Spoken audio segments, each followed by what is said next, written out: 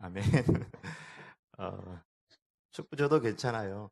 요즘에는 축구를 그냥 즐기는 거예요. 우리가 대한민국 국민이어서 대한민국 하는 거지.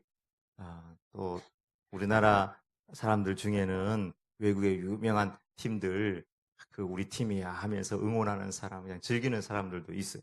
네, 저도 괜찮아요. 독일하고 해서 우리가 이길 거예요.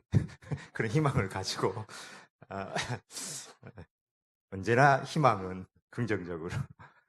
어, 이렇게 멕시코와의 경기가 끝나고 난 다음에 아, 최선을 다했기 때문에 박지성이가 그렇게 얘기해서 최선을 다했기 때문에 에, 너무 잘했다. 또 공격 포인트도 많이 있었다. 근데 한마디 했죠. 언론을 통해서 보았을 거예요. 그러나 보이지 않는 부분에 있어서 우리는 변해야 되고 벽을 허물어야 된다. 정말 어, 귀한 이야기라고 생각을 해요. 축구하는 그 지역에 있는 그 사람들만의 문제가 아니에요. 전체는 축구협회, 그리고 선발하는 과정, 지원, 보이지 않는 부분이 훨씬 중요한 거지. 거기서 얼마나 뛰었나, 뭐, 골 못 넣냐, 이게 아니에요. 보이지 않는 부분 전체를 바꿔야 돼요. 페루 같은 나라는 가난한 나라지만 우리보다 피파 랭킹이 훨씬 높거든요. 그 사람들이 우리보다 잘났다. 그렇게는 생각을 안 해요. 그래서 보이지 않는 부분이 중요하다. 우리 사사기를 보면서도 마찬가지. 이름은 형제고 이름은 에브라임 집하고 이름은 수꽃이고 분우엘이고 가집하지만 이름이 중요한 것이 아니라 보이지 않는 형제의 은혜와 사랑, 그런 기둥들이 중요한 것이지, 그런 기둥을 세우지 아니하면 그것이 무슨 형제냐는 거예요. 보이지 않는 부분에 있어서 진짜 핵심 가치들을 세워나가기를 축복합니다. 우리 교회가 이렇게 건축을 끝냈지만 진짜 건축은 우리 안에서 세워지는 거예요. 은혜와 십자가, 보혈의 기둥, 사랑의 기둥, 이런 것들이 우뚝우뚝 서 있을 때에 그것 가운데 하나님께서 영혼들을 모아주실 줄 믿습니다. 진짜 눈물 흘리는 형제 자매들이 있어요. 그런 형제 자매들은 놓아두고 왜 우리를 전쟁 나가는데 부르지 아니하였느냐, 이런 율법적인 사고방식을 가지고 있다면 전쟁에 나가 다 패하는 것입니다. 진짜는 보이지 않는 가치, 핵심 가치를 바르게 세워 나가기를 축복합니다. 오늘 본문 보면은 그때에라고 시작합니다. 그때라는 말은 미디안과의 전쟁에서 승리할 그때에, 전쟁에서 승리하고 나니까 이구동성으로 하는 말이 기드온, 당신이, 당신의 아들들이, 당신의 손자가 우리를 다스려 주시옵소서. 이 말은 우리의 왕이 되어달라, 그런 의미예요. 얼마나 좋아요. 왕이 되면 권력을 가지고 한마디 하면 다 군사들을 모을 수 있고 대접받아요.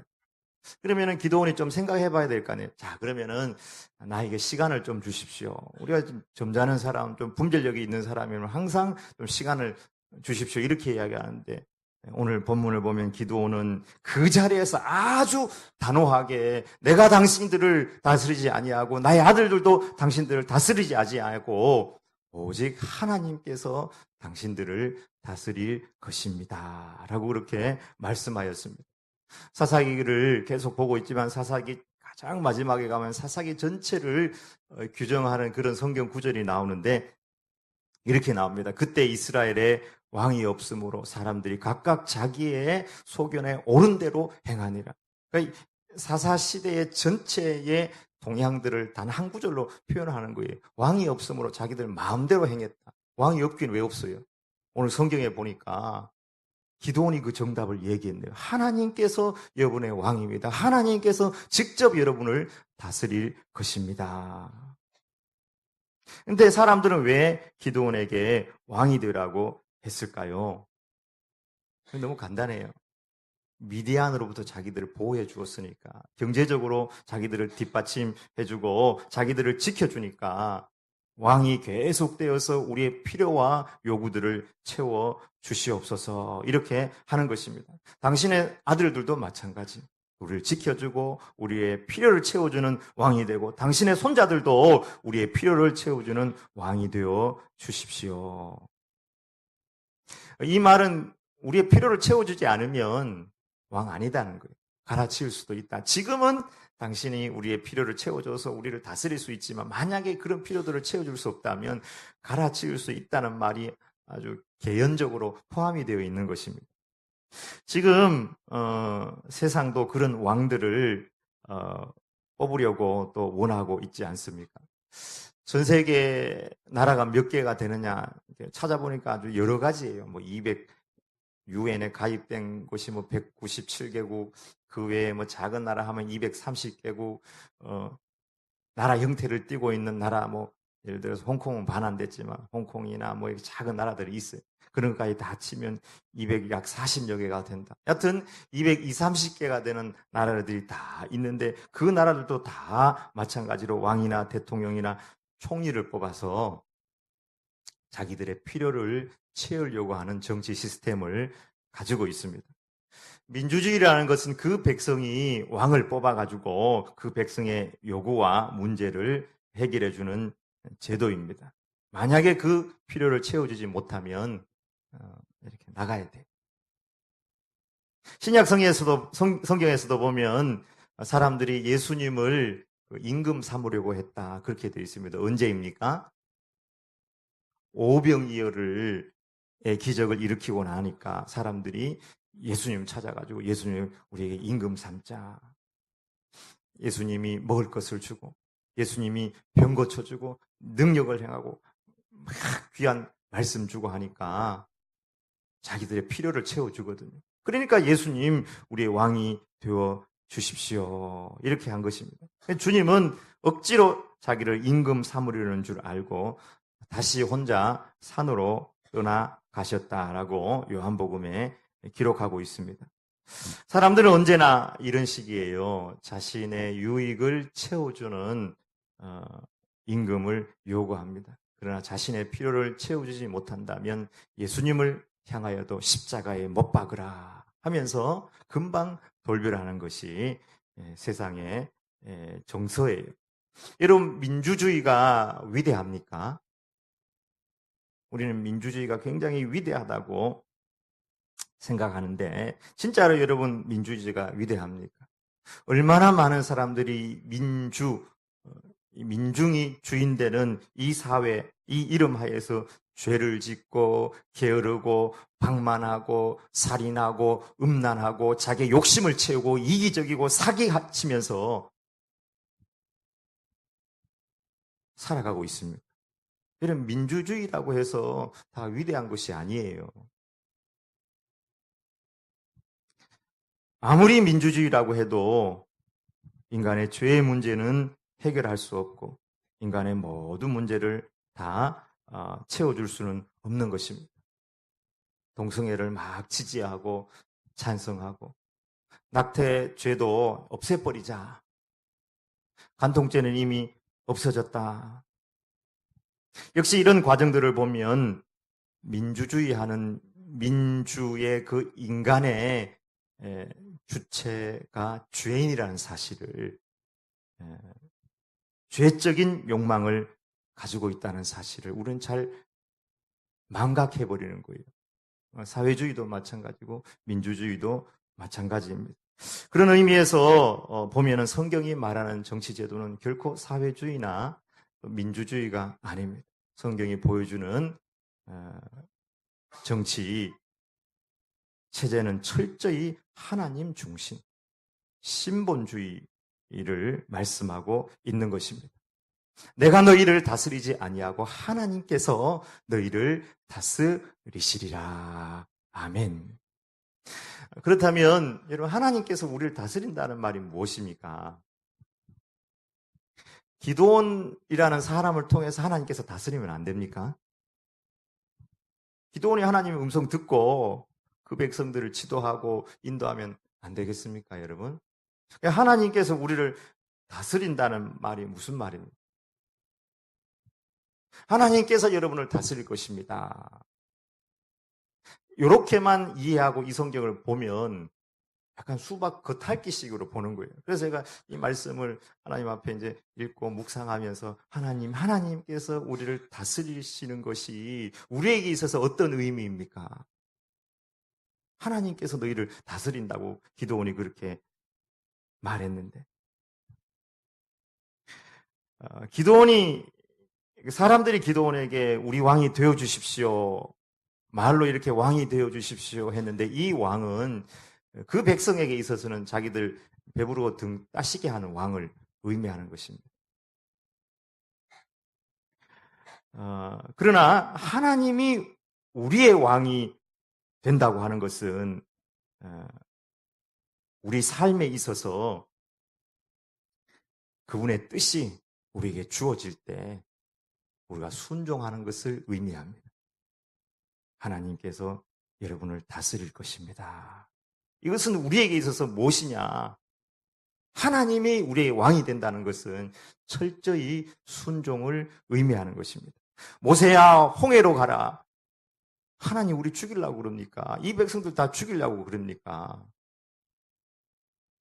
모세야 광야길로 가라.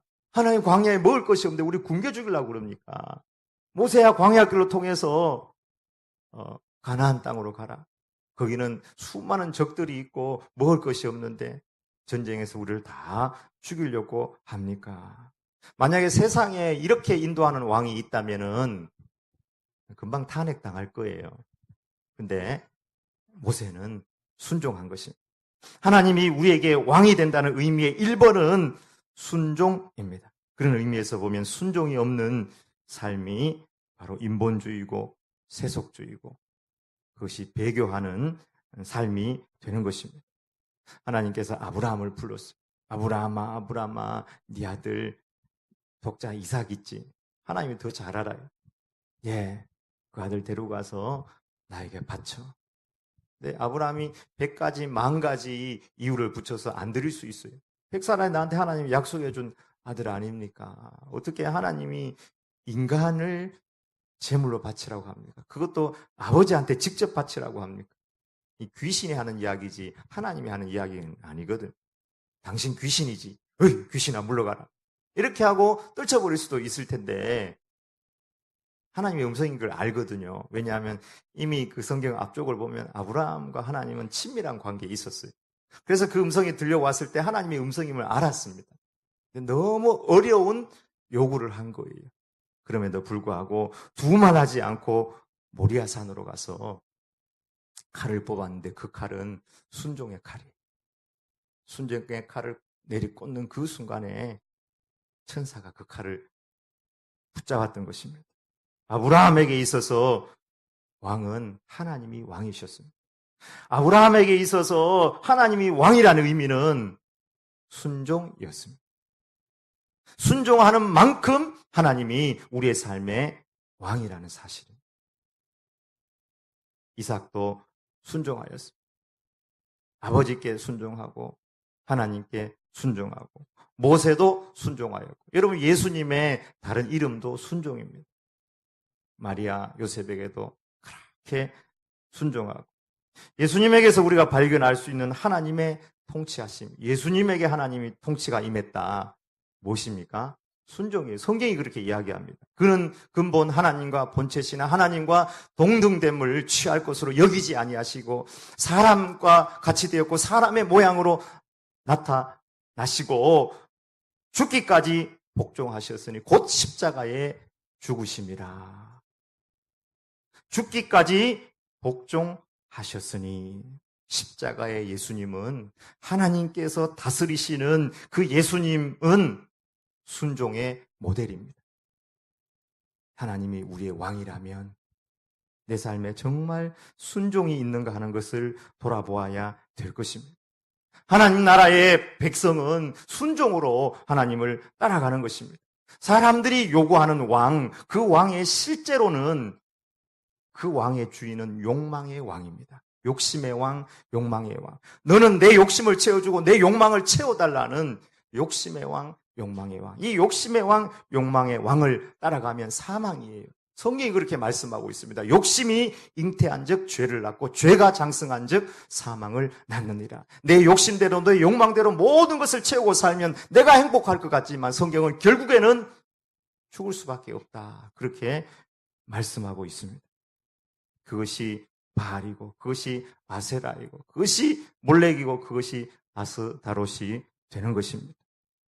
여러분 하나님 앞에서 순종하는 것은 쉽지 않아요. 왜냐하면 내 욕심과 내 욕망을 내려놓아야 되니까 너무 어려워요.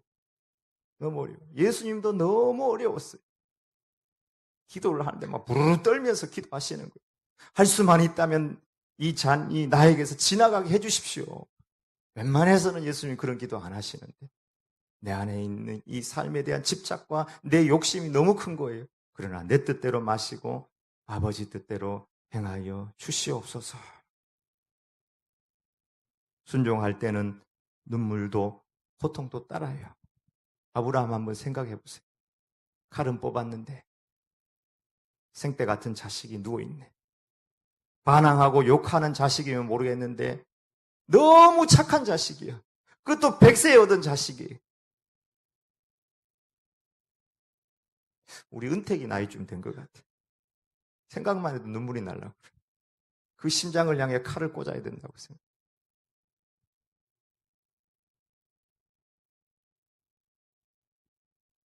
그러나 눈물이 있고 고통이 있었지만 순종한 거예요.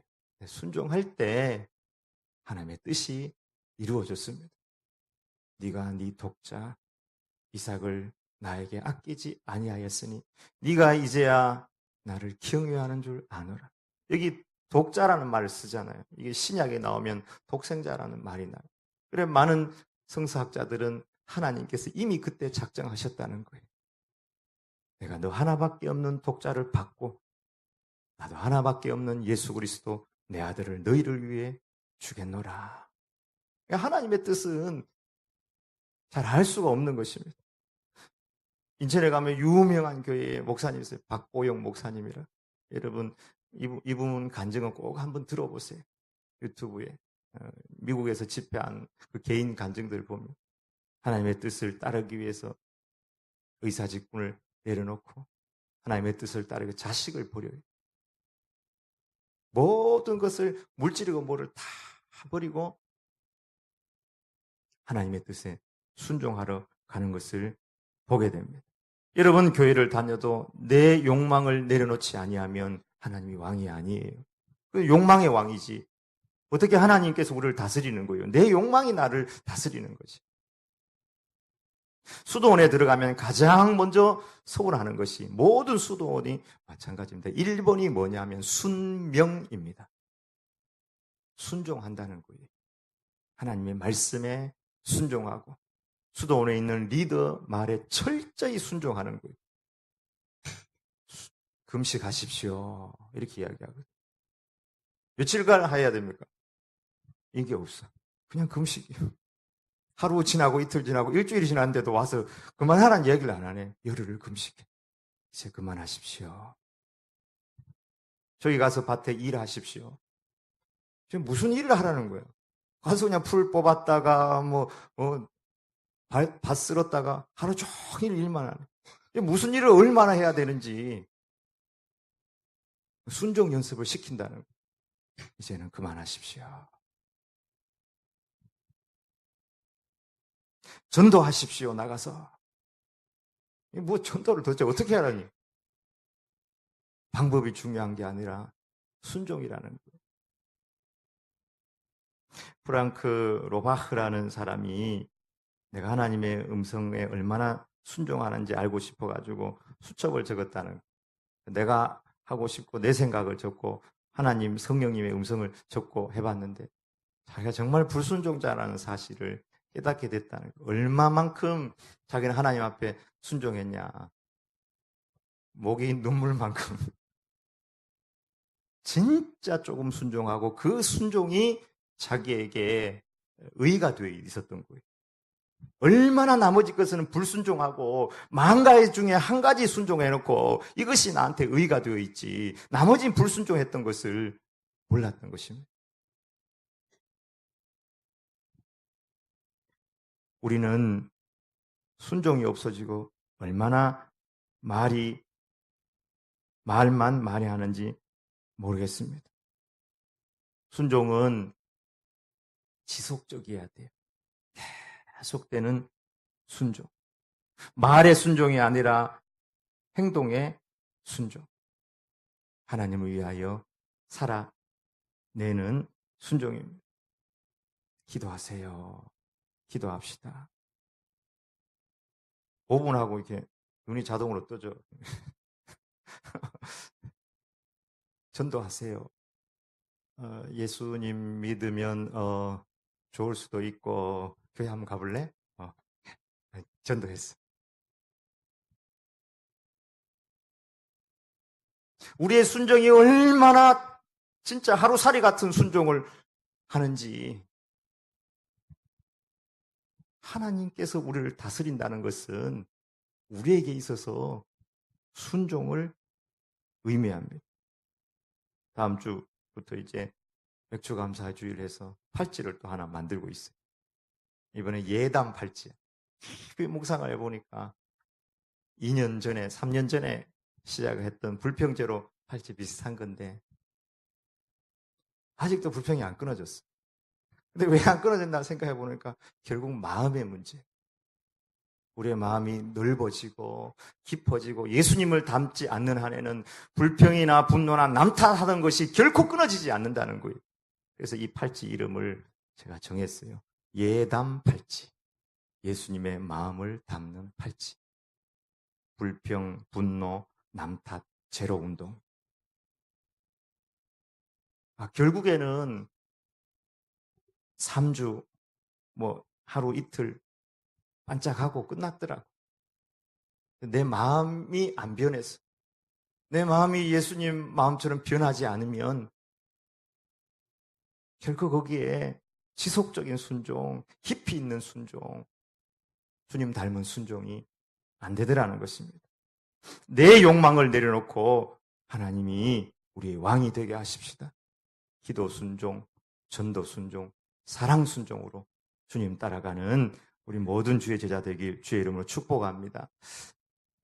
두 번째는 축복이 축복되게 하라 말씀하고 있습니다. 미디안 물리치고 오늘 보니까 40년 평화가 있었어요.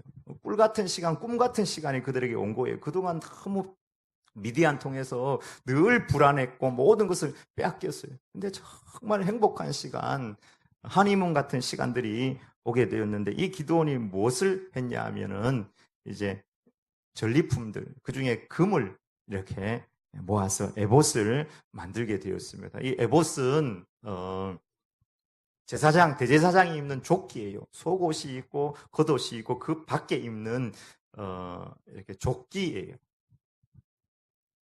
하나님의 뜻을 구할 때 이 에봇 안에는 판결 흉패가 들어있고 에봇 정면에는 12개의 보석이 박혀 있는데 그 12개의 보석은 다 각 12지파를 상징하는 보석이 박혀져 있습니다. 하나님 앞에 나아갈 때는 반드시 이 에봇을 입고 나가야 돼요. 그래서 이 거룩의 에봇이고 하나님의 뜻을 묻는 판결의 에봇이고 또 하나는 생명을 품는 그런 의미의 에봇입니다. 우리가 출애굽기를 할 때 우리의 가슴에 영혼을 품어야 된다. 그런 말씀을 여러분이 기억하는지 모르겠습니다. 근데 금을 이제 가지고 오라 했는데 많이 내놨어. 그래서 1700세겔의 금이 나왔어요. 이것은 지금으로 치면 한 20kg쯤 되는 금인데 이것을 가지고 에봇을 만들었습니다. 근데 에봇은 원래 옷이거든요. 청색, 자색, 홍색 실로 이렇게 만들고 사람 입도록 돼 있어요. 거기다가 예를 들어서 큐빅을 박는 것처럼 보석을 박고 안에 우림과 둠밈을 집어넣어가지고 판결 흉패를 해가지고 이제 지성소로 들어가게 되어 있는데 금을 20kg를 집어넣어가지고 에봇을 만들었으니 이것은 상당히 상징적인 입고 뭘 수행하는 그런 의미의 옷이 아닌 것으로 추정이 됩니다. 그래서 이 에봇을 만드는 것에 대해서는 크게 두 가지로 해석이 갈라져요. 첫 번째는 기드온이 잘못했다 하는 것입니다. 왜 잘못했냐면 정말 에봇을 하나님을 위하여 제사장을 위하여 만들었다면은 그 에봇을 제사장에게로 보내가지고 그 성소에 두든지 제사장이 관리를 해야죠. 근데 자기 성읍, 여기 성경에 자기의 성읍 오브라에 두었다 이렇게 기록하고 있습니다. 이것은 뭔가 전리품을 가지고 와가지고 자기 과시를 위한 하나의 형태로 그렇게 해석이 되기도 합니다. 두 번째, 기도원을 약간 지지하는 해석인데, 내가 당신들을 다스리지 아니하고 또 나의 자손들도 당신을 다스리지 않겠습니다 하는 그런 맥락에서 에봇이라는 것은 하나님의 뜻을 물을 때 사용하는 것이거든요. 그러니까 나한테 묻지 말고 하나님께 직접 나가서 물어라 하는 그런 상징적인 의미로 에봇을 만들었다 하는 이런 이 에봇에 대해서 약간 지지하는 그런 해석이 있기도 합니다. 그러나 중요한 것은 결과예요. 결과적으로 그 백성들이 그 에봇을 음란하게 우상처럼 섬겼어요. 비나이다, 비나이다. 에봇을 통해서 하나님께 비나이다. 동쪽으로 갈까요? 서쪽으로 갈까요? 요 사람하고 결혼할까요? 저 사람하고 결혼할까요? 요 대학을 가야 됩니까? 저 대학을 가야 됩니까? 올해는 토마토를 뿌릴까요? 파를 뿌릴까요? 자꾸 이런 걸 묻는 거예요. 성경에 음란하게 에봇을 섬겼다. 하나님께 인격적으로 나아가서 하나님의 말씀을 받아야 될 에봇이 그 백성이 우상을 섬기게 되는 결과를 낳았기 때문에 결과적으로 볼 때 이것은 기도원의 잘못이다 할 수 있는 것입니다. 또 두 번째, 이 기도원이 이 축복의 시기에, 전쟁이 없는 시기에 뭘 했냐면 부인을 많이 뒀어요. 부인을. 정확히 몇 명인지 모르겠어요. 근데 하여튼 자식이 70명이에요. 70명이니까 한 사람 통해서 10명 좀 낳았다면은 7명이고. 하여튼 부인이 많아. 자식이 70명이니까. 나중에는 이제 이 두 가지 사건, 에봇을 만든 일과 자식을 많이 둔 이 일들을 통해서 그 처백에서 나온 아비멜렉을 통해 가지고 아주 비극적인 일들이 그에게 생기게 되는데요. 신명기 17장에 보면 리더가 또 왕이 되어서 하지 말아야 될 일이 있는데 첫 번째는 말을 많이 두지 마라 그랬어요. 그 다음에 은을 많이 두지 마라. 세 번째는 부인을 많이 두어서는 안 된다. 이 세 가지를 신명기에 교훈하고 있습니다. 사사기니까 신명기의 말씀을 읽을 수 있는 그 시대였습니다. 그 교훈을 받았을 거예요. 그런데 이 세 가지 중에 두 가지를 범했어요. 부인을 너무 많이 뒀어요. 은에 대해서 이분이 손을 대기 시작했던 것입니다. 금도 없고 은도 없고 정말 힘들 때는 하나님이 내 금이었고 하나님만 붙들고 하나님만 의지하면서 달려갔었는데요. 축복의 시기, 평화의 시기, 미디안이 완전히 물러간 시기가 되니까 심각한 영적인 문제가 발생하게 된 것입니다. 리차드 퍼스트라는 이 영성가 있잖아요. 여러 가지 책을 많이 썼는데 이분이 이런 유혹들은 꼭 왕에게만 있는 것이 아니라 현대인 모두에게 있는 것이다. 그래서 이분이 쓴 책이 돈과 성과 권력, 이 책을 쓴 거예요.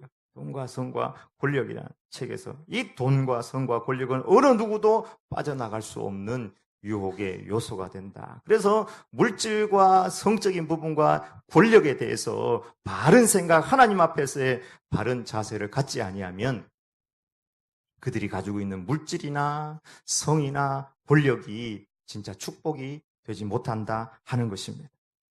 기도원 노년에 통해서 배우는 것은 축복이 축복되게 하라. 금을 모으는 것보다 전쟁에 승리하는 것보다 훨씬 중요한 것은 금을 바르게 사용하는 것입니다. 부인을 예쁜 사람, 건강한 사람을 고르는 것보다 훨씬 중요한 것은 아름다운 가정을 이루는 거예요. 거룩한 가정을 이루는 것인 줄 믿습니다. 결혼이 얼마나 간단해요. 금방 지나가거든요. 결혼식 그거 뭐 30분이면 다 끝나죠. 근데 그보다 훨씬 중요한 것은 아름다운 가정, 거룩한 가정, 절제가 있고 행복이 있고 순종이 있는 하나님이 왕되는 그 가정을 이루는 것이 얼마나 힘이 듭니까? 진짜 축복은 그 축복이 하나님의 뜻대로 하나님의 말씀대로 사용될 때 그 축복이 진짜 축복이 되는 줄 믿습니다. 말씀이 그 축복과 하나가 되는 거예요. 말씀이 축복. 금덩어리가 그 1700세겔이 녹아져가지고 한 덩어리가 돼서 에봇이 안 되고 그냥 1700세겔로 가난한 자들을 위해 사용되고 가난한 자들의 양식이 되고 힘든 자들의 눈물 닦아주는 것이 되었다면 하나님께서 얼마나 기뻐하셨을까? 전리품을 공동으로 모아가지고 진짜 거룩한 일들을 했다면 하나님 얼마나 기뻐했을까요? 기도원 자신 안에 있는 힘과 여인에 대한 욕심, 이런 정력적인 힘을 가지고 영혼 구원을 위해서 사용했다면 하나님이 얼마나 기뻐했을까? 예수님에게 성공 같은 시간이 다가왔습니다. 언제예요? 오병이어 기적을 일으키고 난 다음 이제 임금이 될 정도로 사람들의 인기가 많았어요. 근데 예수님은 제자들을 막 다그쳐서 강 건너편으로 건너가라. 그리고 예수님도 도망치듯이 도망해서 아무도 없는 한적한 곳으로 가서 하나님 앞에 홀로 그것도 밤이 맞도록 기도하셨다. 성경은 그렇게 말씀하고 있습니다. 축복이 축복되게 하는 것은 하나님 앞에 우리가 서는 것이고 하나님의 말씀이 그 축복과 플러스 되게 하는 것입니다. 여러분, 우리에게 축복이라고 생각되는 것이 있습니까? 그것이 돈이든 권력이든 힘이든 건강이든 하나님의 뜻대로 말씀대로 사용하시길 주의 이름으로 축원합니다. 권력도 다 말씀대로 다 지나갑니다. 어제 김종필 씨가 어젠가 그저께 돌아가셨는데 거의 조문 조화를 근조화 보내는데 이건희 회장도 보냈다고 광고에 나오더라고요. 그분도 언제 갈지 모르는데 물론 회사에서 보냈겠지. 이야기해줘도 무슨 말인지 알아듣지도 못할 거예요. 얼마나 가지고 있느냐, 얼마나 큰 축복이냐, 그게 중요한 것이 아니에요. 얼마나 하나님의 말씀대로 사용하였느냐. 축복이 축복되게 하라. 건강이 있다면 섬기시길 축복합니다. 테레사 수녀는 성공은 지배자의 왕관이 아니라 진짜 성공은 허리 굽히는 자의 그 섬김에 있다. 그렇게 말하였습니다. 물질이 있다면 눈물 흘리는 자를 위로하시길 바랍니다. 먼저 하나님께서 나에게 주신 축복을 가지고 남을 대접하라. 이것이 율법이요 선지자니라. 여러분, 축복 자체보다 축복이 축복되게 하는 그 사람을 하나님께서 기뻐하는 줄 믿습니다. 우리는 축복을 기뻐하잖아요. 돈도 건강도 권력도. 누가 이번 선거에 뭐가 됐다. 아니에요. 그게 중요한 게 아니에요. 내가 하나님의 말씀을 붙들고 어떻게 사느냐. 이미 우리가 존재하는 그 자체가 하나님 앞에서 큰 축복받은 것입니다. 하나님의 말씀 붙들고 시간도 건강도 모든 것 사용하리라. 하나님의 우리의 왕이십니다. 참새 눈물만큼만 순종하는 것이 아니라 지속적인 순종으로 하나님이 왕이 되게 하는 삶을 살아가길 주의 이름으로 축원합니다. 아멘. 기도하십시다. 하나님 아버지, 하나님께서 우리를 다스리십니다. 하나님께서 내 모든 고통과 아픔을 막아주고 나에게 축복 주시는 분이 아니라 하나님의 뜻이 우리에게 왔을 때 우리가 순종하는 만큼 주님이 우리의 왕이 되시고 하나님께서 우리를 다스린다는 사실을 다시 한번 깨닫게 하여 주시니 감사합니다. 너무나 순간적인 순종만 하였고 너무나 하나님이 얕은 순종, 아버지, 그것이 우리에게 의가 되어 지금까지 살아왔습니다. 용서하여 주시옵소서. 지속적인 순종, 깊이 있는 순종, 말씀에 하나님 순종하여서 진짜 축복이 축복되게 하는 삶을 살아갈 수 있도록 역사하여 주시옵소서. 예수님의 이름으로 기도 올리옵나이다. 아멘.